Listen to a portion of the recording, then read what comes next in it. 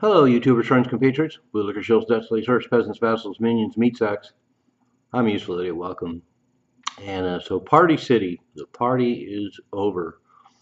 Party City, after 40 years, is closing all 850 stores and laying off 16,500 employees. And this is just another stunning development in the collapse of American retail as we know it. I've done a number of videos over the last 10 years, these great milestones. And of course, we've seen a lot of big stores like Kmart and Sears and Penny's all go down. Their business model just didn't move forward. And so those were big developments. And we continue to see this. And the retail apocalypse, as we call it, just keeps rolling on and it's picking up steam. And we're going to see a lot more of this in 2024 alone. 7,000 stores closed. There's a 69% surge of closings from 2023. So a lot of these companies managed to get through the pandemic, but are finding themselves in a business environment they can't survive in.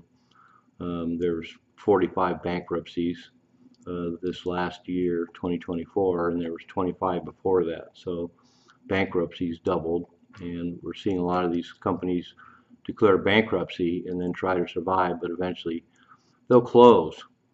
And so we're seeing a lot of big dramatic closings this last year and moving into 2025. Dollar Tree is going to close 1,000 stores. Petco's downgraded and is on the ropes.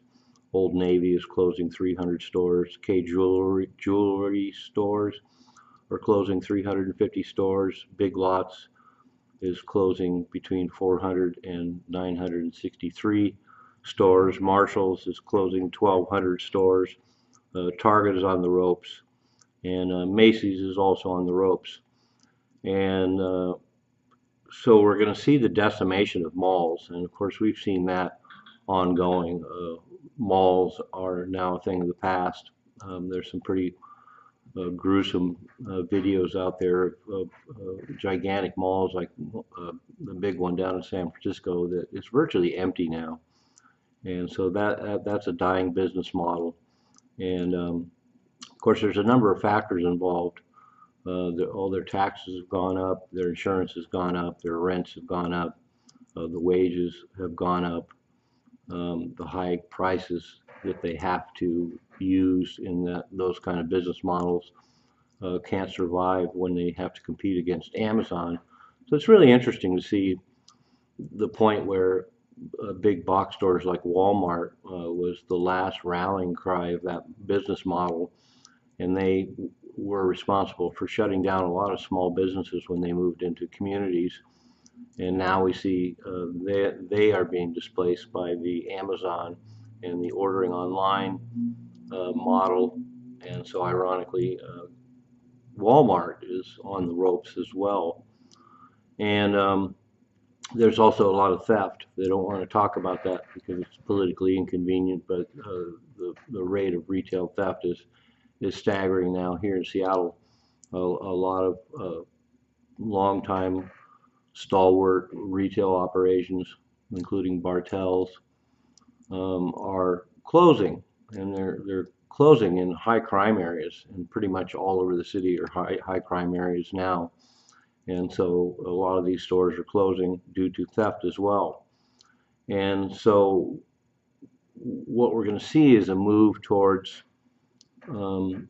this business model is basically going to be a complete failure, and this will affect the restaurant industry as well.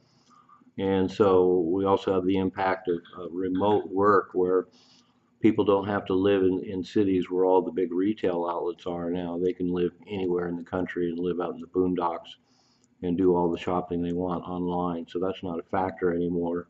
And so people are moving from the cities. And then the big impact moving forward, of course, is that one thing that has saved the retail industry so far is they've been able to push forward and refinance these commercial real estate loans. And now, as we've seen, there's a lot of just selling these properties for pennies on the dollar. and there won't be anybody to move back in. And so all these flagship stores that used to populate the malls are gone, and these malls won't come back. And so there's going to be a huge impact at some point. This tidal wave, the collapse of commercial real estate loans, is going to have a huge impact eventually. It's doing it slowly now. We're in a slow grind, but moving forward, this is the end for that business model. And Party City is just another example. And 2025, we're pretty much assured that the retail apocalypse will continue, and we're going to see a lot more dramatic closings. But I think the more dramatic development is that entire business model is dead.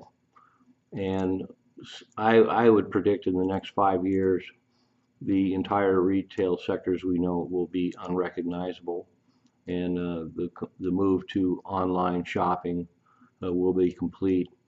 And at some point, the economic damage is going to catch up, and it's going to be huge. You know, as I mentioned, a lot of this commercial real estate is going to be on the market. It won't be refinanced anymore, and these stores cannot compete. They cannot compete, like I mentioned, the taxes, the insurance, the rent, the wages, the theft.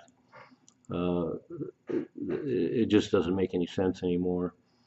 So by 2030, the American retail sectors we know will be completely unrecognizable. So Party City is gone, and for the rest of retail as we know it, the party is over.